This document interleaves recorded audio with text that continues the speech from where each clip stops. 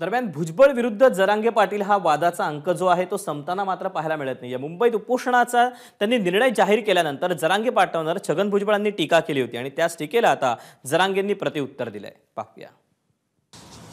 तरी गर्जना मात्र फार मोठ्या मोठ्या करतात। आता एवढ्या मोठ्या मोठ्या गर्जना करतात छातीवर हात ठोकून असं एक 12 इंच छाती त्याच्यामध्ये असं ठोकून ठोकून काय गडबड झाली तर त्याच्यामुळे ते जर त्याने तब्येतीला सांभाळावं एवढीच माझी त्यांना सांगणं आहे। अरे तूही किती आम्ही काय छात्या मोजीत बसलोत का? तुला कोणी सांगितलं छात्या मोजायची? तुला काय तू का टेलरचा धंदा टाकला का आता? तू माप घेऊन पळायला लागला का आता? आणि तो केवढी छाती कशाला गेलता मग मधी कांदे खायला?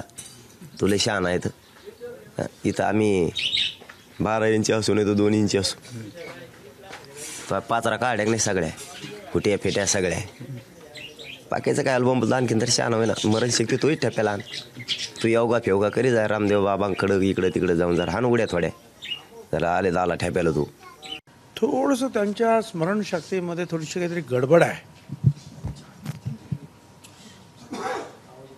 कारण ते एकाच भाषणामध्ये दुहेरी बोलतात। सगळ्या महाराष्ट्राला माहिती आहे त्याला बी माहिती आहे स्मरणशक्ती कोणाची द्यावी त्यालाच काही सुचत नाही आपण काय बोला ते झालंय गरबाडे म्हणे त्याला काही कळतच नाही। मराठी ओबीसी आरक्षणात गेले हे सगळ्यात मोठं दुःख नाही त्याचं। एबीपी माझा उघडा डोळे बघा नीट।